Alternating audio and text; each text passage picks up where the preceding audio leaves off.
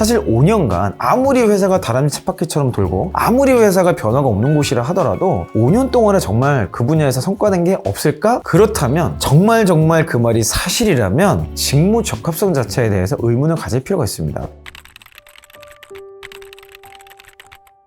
여러분 반갑습니다. 오늘도 여러분의 고민 함께 읽어보고 여러분 편에서 조언을 드리는 고민살롱 시간입니다. 오늘 형편분의 사연은요, 직장 생활하신 지 벌써 좀 되셨고 그 과정에서 고과나 승진 때문에 고민이 있으신 것 같아요. 다 같이 한번 사연을 읽어보도록 하겠습니다. 안녕하세요 유영님. 저는 5년차 일을 못하는 만년 평고과 사원입니다. 왜 스스로 일을 못한다고 생각하냐면 우선 동기들에 비해 고과가 한 개도 없었다는 점, 그리고 제 필드가 저의 역량에 비해 난이도가 높다는 점, 기억력이 좋은 편이 아니라서 상사가 질문을 하거나 무언가를 빠르게 판단해야 할 때 즉각적 답을 내놓지 못한다는 것 때문입니다. 하지만 이제 진급 걱정에 고과를 반드시 받아야만 할 때가 왔습니다. 저는 입사 후 5년 내내 팀에서 항상 막내였어서 잡모들을 쳐내는 역할만 주로 해왔습니다. 과장급이 해야 할 문제 해결 능력을 기르기에 어려운 환경이었습니다. 후배 역성도 당연히 해본 적 없고요. 그런데 이번에 새로 배치받은 부서에서도 또 막내로 2년을 지내게 되었습니다. 그렇게 되면 7년 동안 말단인 채로 있어야 하기 때문에 진급은 점점 어렵고 잡모만 하다가 커리어도 망할 것 같은 불안감이 듭니다. 이런 상황에서 제가 버티는 게 좋을지, 아니면 다른 부서로 전배 요청을 하거나 안 될 시 이직까지 고려하는 게 좋을지 조언 부탁드립니다. 네, 승진에 대한 고민이 있으시네요. 지금 5년 차시고 나름의 여러 가지 경험을 했지만 계속해서 막내로만 일을 하신 것 같아요. 저는 우리 형팬분의 사연을 읽으면서 이런 격언이 생각났어요.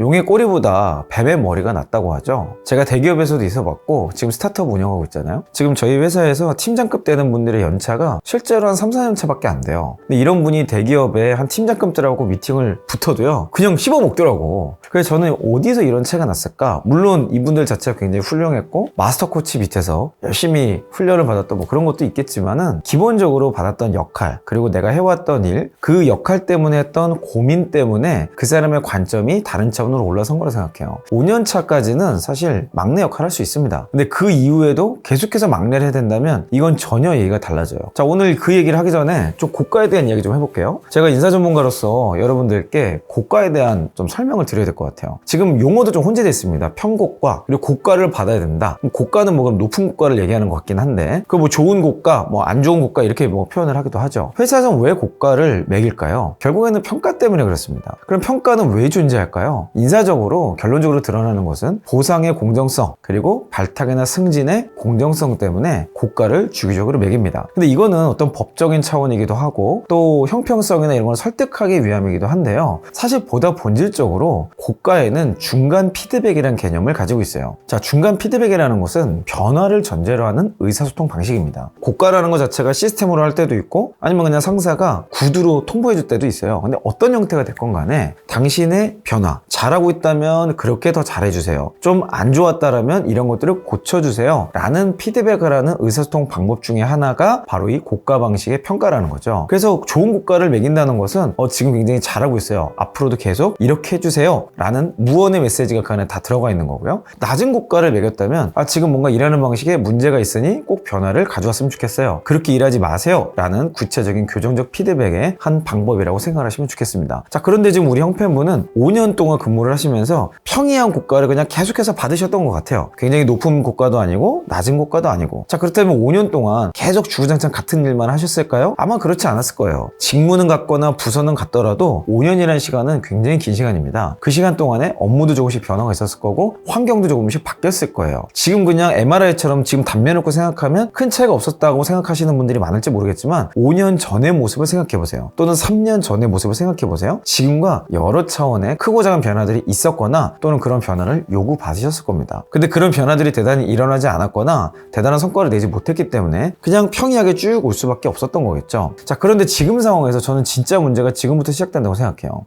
자, 5년 차까지는 그렇게 지낼 수 있습니다. 제가 3년 미만, 여기는 중고 시즌으로 가는 게 가장 좋다고 말씀드렸고요. 3에서 5년, 5에서 7년 차, 여기까지가 이직의 거의 마무리 단계라고 말씀드렸죠. 물론 7년 차 이후에도 굉장히 많은 분들이 이직에 성공을 하십니다. 그런데 확률적으로 보면 굉장히 낮은 비율에 해당한다고 말씀드리고 싶어요. 또는 조건이나 상황에 타협해서 내가 이직을 해야만 하기 때문에 이직을 해야 되는 경우들이 더 많을 수 있죠. 그러면 여러분의 어떤 실력이나 실제로 인재시장에서 가장 많이 이동하는 시점이 바로 3에서 5년, 5에서 7년 차입니다. 보통은 대리급이라고 표현을 해요. 자, 이때가 실무자로서 가장 많은 기업들이 원하기도 하고 또 여러분이 이직하기도 좋습니다. 근데 7년 이후부터는 누구와 함께 일해봤는가, 어떤 규모의 일을 맡아봤는가, 이것이 굉장히 중요한 평가 요소로 들어가게 되고, 스타트업 같은 데만 돼도요 벌써 7년차 이상은 안 뽑는 경우가 굉장히 많아요. 대기업에서는 7년차 이상을 뽑을 이유가 있을까요? 이미 내부에서 다 성장한 사람들이 자리를 꿰차고 있겠죠. 아마 그곳에 없는 역량을 가진 사람이라면 뽑을 거예요. 근데 대기업에 없는 역량이 뭘까요? 제가 보기에는 스타트업에서 있었던 그런 앞서 있는 기술, 앞서 있는 일하는 방식을 가진 사람들을 5, 7년차 이후에 뽑게 될 확률이 매우 높습니다. 그러면 여러분이 지금 대기업에 있건 중견기업에 있건 어디에 있건 상관없이 7년차 이상은 리더십 역량이라는 공통적인 부분을 준비해야 되고 그런 경험이 있어야 이직이 잘 된다는 거예요. 지금 형 팬분이 구체적으로 회사 상황이 어떤지 모르겠지만 5년 차가 되었고 2년간을 더 말단의 역할을 해야 된다고 하는데, 저는 이것은 7년차 이상의 커리어를 생각했을 때 굉장히 안 좋다고 봅니다. 또 5에서 7년 차쯤이면 사실은 물찬 대리거든요. 이제는 어떤 일을 맡겨도 일을 척척척 처리하고 기획 단계로 넘어가줘야 될 연차예요. 근데 그럼에도 불구하고 아직도 막내 역할을 한다면 당연히 중요도가 떨어지는 또는 기획과 상관없는 일을 할 수밖에 없겠죠.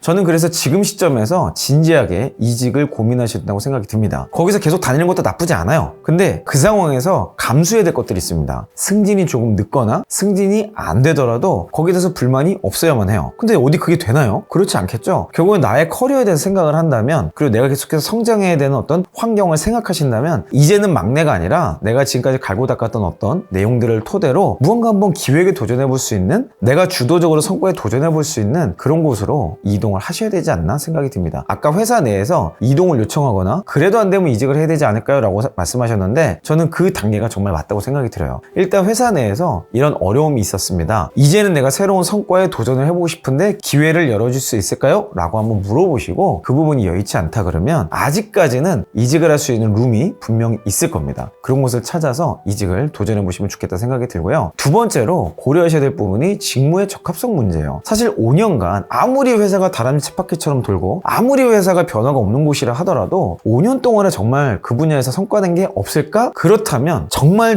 그 말이 사실이라면 직무 적합성 자체에 대해서 의문을 가질 필요가 있습니다. 내가 5년간 그 일을 해봤는데 그 어떤 성과도 존재하지 않는다? 이거는 환경의 문제가 아닐 확률이 매우 높습니다. 상사의 문제, 회사의 문제가 아니라 우리 형편분 개인의 문제일 수 있다는 거죠. 자, 그러면 그 직무 자체를 왜 선택했는가로 다시 돌아가 봐야 돼요. 정말 그 일이 나랑 잘 맞아서, 그 일을 내가 잘해서 거기서 선택한 것인지, 아니면 마치 우리가 수능 점수 맞춰서 대학을 선택하듯이 그렇게 상황에 떠밀려서 간 것인지, 어떤 상황이었건 간에 어쨌든 지금은 변화가 필요한 시점일 수 있습니다. 자, 그런 경우에 직무 자체를 바꿔줘야 되는데요. 5년 차라면 직무를 변경해서 이직하는 것은 정말 쉽지 않아요. 그래서 여러 가지 상황을 고려했을 때 지금 있는 곳에서 직무를 바꿔보는데 시도를 해보시던지, 아니면 그래도 5년 차 정도는 이직을 여러 가지로 시도해볼 수 있으니까 계속해서 그 직무로 지원서를 내시고 실제로 이직을 한 뒤에 그 회사에서 직무 변경을 도전해 보시든지, 회사라는 틀과 직무의 변경이라는 틀을 동시에 가는 게 아니라 순차적으로 선택을 해보시기를 추천을 드립니다. 기본적으로는 직무를 바꾸는 것부터가 아니라 회사 내에서 바꾸든 회사를 바꾼 뒤에 그 안에서 바꾸든 이 순서는 절대 잊어서는 안 되겠습니다. 자, 그런 맥락에서 비슷한 연차분들이 실제로 어떤 성과를 냈는지, 실제로 그분들은 어떤 일을 했고 어떤 과정에서 어떤 역량을 갖추고 있는지를 한번 비교해 보시는 것도 객관적인 시각을 갖는 좋은 계기가 되지 않을까 생각이 듭니다. 커뮤니티라든지 워크숍 같은 데를 가보시는 게 좋은 방법이 되겠죠. 근데 아마도 여러분 직장생활 하다 보면 내가 이대로 계속 가도 되나? 그렇다고 내가 이직을 해도 되나? 여의치 않을 것 같은데, 이런 여러 가지 고민들이 드실 거예요. 그럴 때 너무 혼자 끙끙 앓지 마시고, 또 비전문가들끼리 막 카더라 통신에 의지해서 여러분 잘못된 선택하지 마시고, 아래 더보기란에 있는 링크를 통해서 여러분의 고민을 상세하게 보내주세요. 여러분의 펴 있는 인사팀장으로서 여러분께 조언을 해드리도록 하겠습니다. 여러분, 저는 다음 영상에서 더 좋은 내용으로 찾아뵙도록 하겠습니다. 이상 이영이었습니다.